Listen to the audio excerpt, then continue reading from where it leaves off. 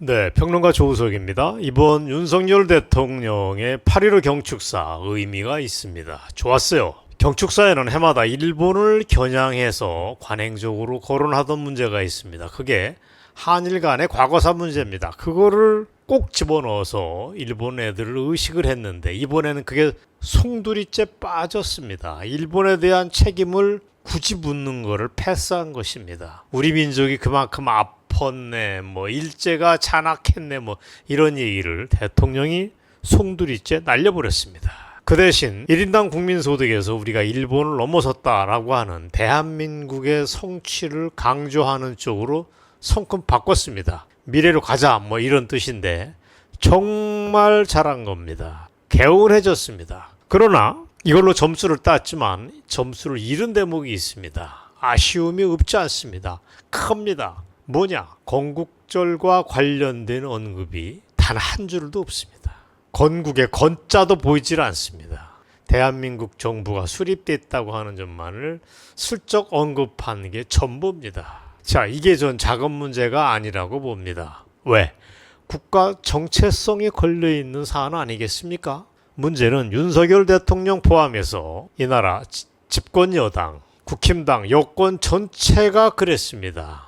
민주당 애들이 그렇게 난리를 쳤을 때 제대로 된 반박이 거의 없었습니다. 거꾸로 우리가 건국절을 제정하려고 하지도 않았고 그럴 의사도 없다는 식으로 꽁무니만 들이다 뺐습니다. 꼬리를 내린 겁니다. 저는 세상에 꼴볼견도 이런 꼴볼견이 없다고 봅니다. 이게 작은 문제가 아닙니다. 대한민국이 나라가 아니라는 뜻입니다. 대한민국을 세웠다고 하는 건국절이라는 용어가 이렇게 시시해야 되고 죄악시되는 나라는 전 세계에도 없습니다. 대한민국이 유일합니다. 좌빨들이 왈왈대고 짖는 게 무서워서 대응을 못하는 게 현 상황입니다. 다른 얘기로 하면 이 나라가 반대한민국 세력에 알게 모르게 굴복했다라고 저는 표현을 합니다. 그러나 여기 작은 위안이 있습니다. 아니 의미가 큽니다. 강원도에서 열렸던 광복절 경축식에서 김진태 강원지사가 대한민국 건국은 1948년이라고 당당히 밝힌 것입니다.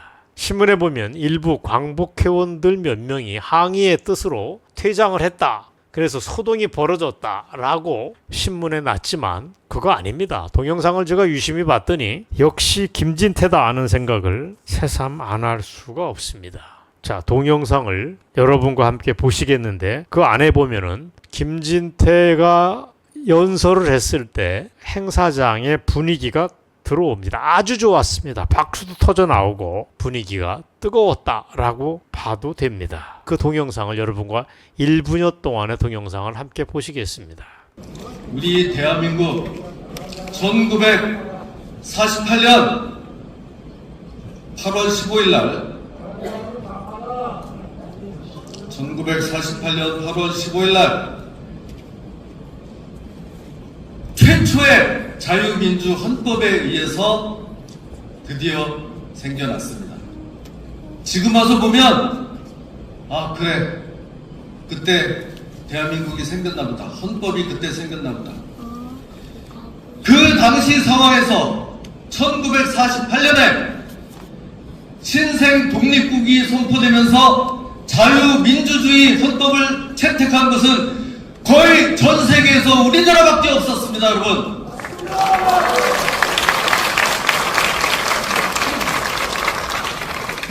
만약에 그것이 없었다면 그때 헌법을 만들면서 당연히 자유민주국가가 되는 상황이 아니었던 것입니다.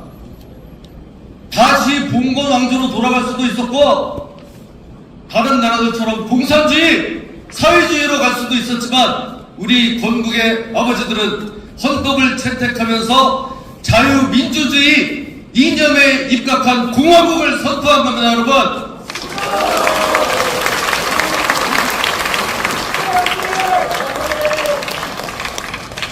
자, 여러분 보셨죠? 어떻습니까? 윤석열 대통령, 한동훈 당대표 등은 여론이 자기에게 유리하냐 불리하냐라고 하는 걸 계산을 했습니다. 그래서 건국절 논쟁에 대해서 침묵하거나 피해갔는데 이거는 정말 잘못된 것입니다.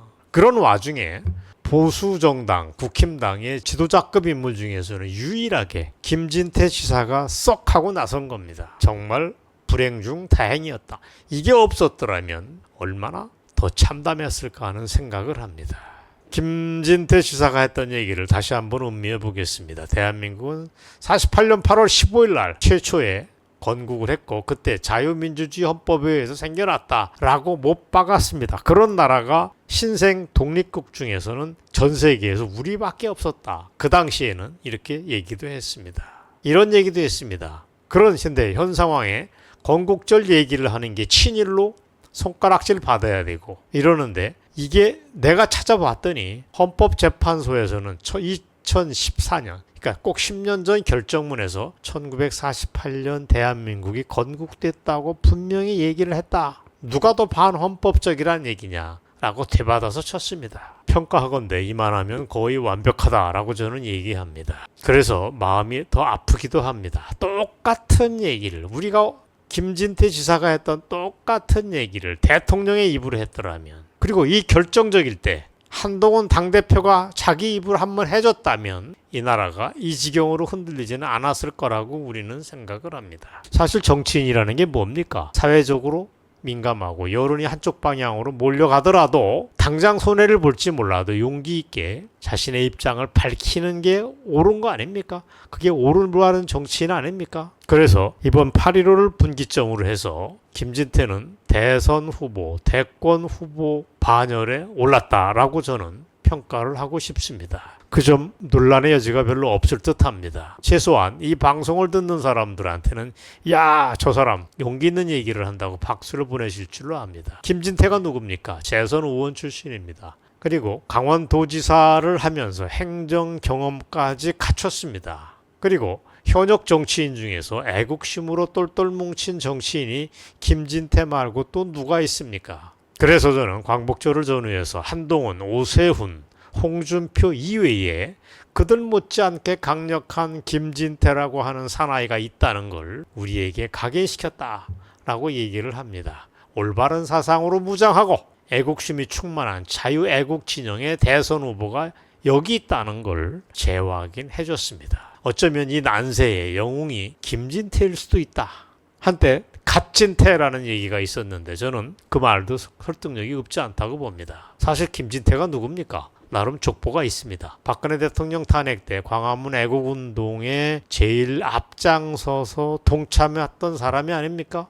사드 배치기 시비가 벌어졌을 때도 눈치 안 보고 자기 목소리를 냈습니다. 점수를 줘야 됩니다. 누구나 쉬쉬하던 5.18 문제에 대해서도 그런 발언을 해서 정치적인 불이익을 자초하는 모습도 보여줬습니다. 무엇보다 지금도 기억에 생생한 2017년, 2016년 그 무렵에 광화문 애국운동 시절의 김진태의 모습, 태극기 망토를 두르고 사자후를 토하던 김진태의 모습을 우리는 잊을 수가 없습니다. 그걸 동영상으로 잠시 확인해 보겠습니다.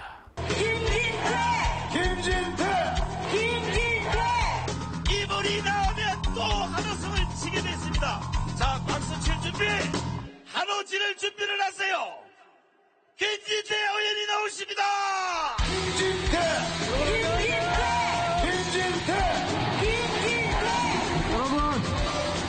여러분, 촛불이 바람 불면 꺼집니까? 꺼집니다! 촛불이 비가 오면 꺼집니까? 꺼집니다! 네, 이렇게 자주 보니까 좋죠? 이제 정부에서 가족 같죠?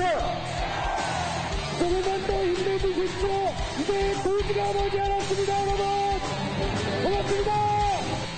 도지사 하면서 큰 잡음이 없이 사람이 보다 유연해졌다. 중앙정치를 기웃거리지 않고 있다. 그래서 신뢰감이 간다. 는 얘기를 듣고 있지만 좋습니다. 그러던 김진태가 이렇게 아직도 펄펄 살아있다는 걸 우리 눈과 귀로 확인한 것만 해도 이번에 큰 소득이다. 그래서 이번에 8.15를 기점으로 해서 윤석열 대통령이 겁재기로 찍혔다면 김진태는 폴딱 일어섰다. 찬사를 보낸다는 얘기로 함께 오늘 방송을 마치겠습니다. 감사합니다.